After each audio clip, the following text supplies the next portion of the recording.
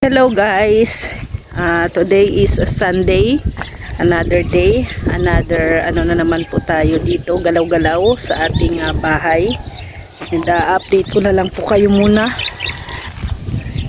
Ayan guys, natapos na po nilang lagyan ng trusses dito. Ito po yung lagayan ng sanipa, kagaya noon o. Dito na side, may mga sanipa na po yan dito na side. So ang wala pa, ito dito, saka itong dito sa gilid. So bukas Monday yan ang kanilang tatapusin. And bukas din ay pupuntahan namin yung inorderan po namin ng yero, gutter at saka angkob para ipa-deliver na rin dito, para mailagay na po yung yero dito guys, para may bubong na po yung ating bahay. So sa ngayon, ayan, ito muna, back to work ulit kami ni Rex dito sa pagtatambak ng lupa. Ilalagay lang lagay natin sa sako. Lagay sa sako, tsaka pala magano doon. Tulungan mo na ako magano ng sako. Ilagay. Okay. Paghahawak lang pala ako. Hindi lang.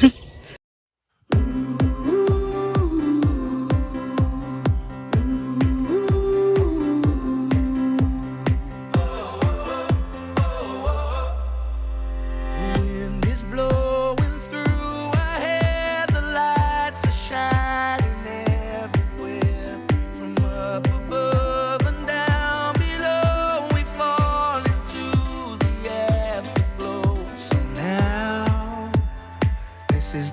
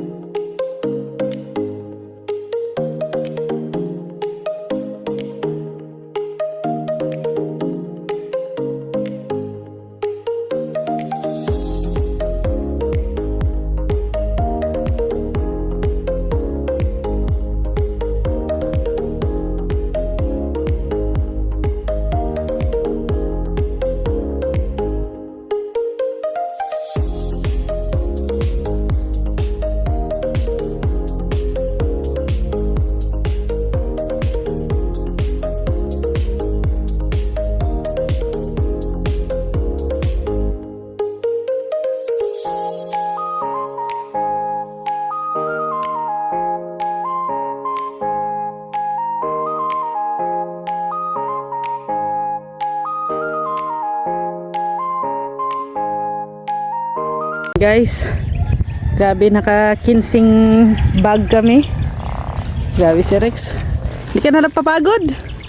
Kailangan para Matapos na. Oo. Linisan ko muna sa loob, dali lang. Kasi para ano dito. Clear out natin. Dito na lang naman yan eh. Dito sa gilid tayo. Ano? Oh. Hindi. Kunin ko muna tong mga ano dito. Yan o, yung mga ritaso-ritaso.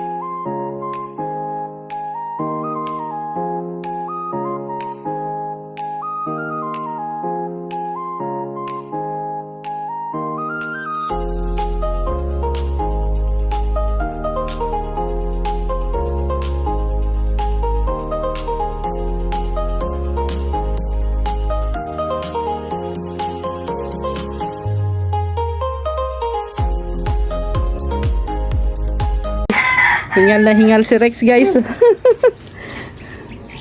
Yan. Bukas naman. Pag hindi busy. Yan, Hapon dapat eh. magtambak kami, guys, pag ano. Nagtatambak kami pag hindi po, wala pong gawa. Tulad nito, oh. Hanggang dito lang kasi itong Bukas, may ano yata. may lakad tayo, oo. Kasi yung ano nga, yung sa barangay, yung mag-apply tayo ng kuryente requirements. Ito, ano to, tatanggalin to di ba? Ito, papalitan. Papalitan natin ng ano, yung puti. Yung ganito, oh. Ito daw po talaga ang yung preferred para Sa mga sa- ilalim. para sa ano, yung water pump, no? Pang water pump.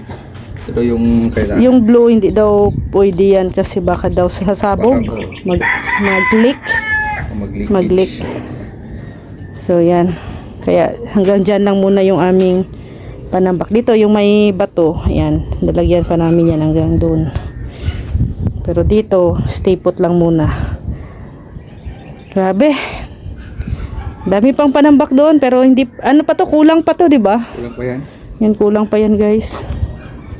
Yeah, ano lang namin unti-unti para tataas naman dito ang ano level ng lupa sa loob. Ito yan.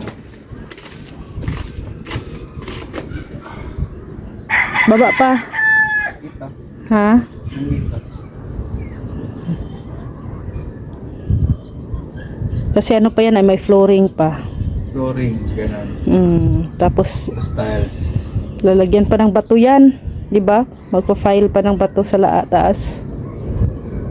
Yung ano, yung maliliit. Apple size. Yan, tapos yung mga malalaking bato diyan namin nilagay. Yan. Sige daw. Kung kayang ano, talon-talon ka nga. Hindi na. Hindi gumagalaw. Yes. Tigas na. So, yan guys, no?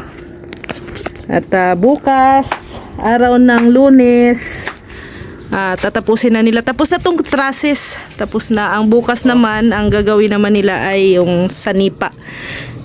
May nakabita silang sanipa. Ayan, ito na lang ang natirang sanipa. 2, 4, 6, 8. 8 sanipa. So, ilalagay yan nila bukas. Ayan ang dalawa, oh. Makulit. Oh, may bago na naman silang pwestuhan, oh. Oh.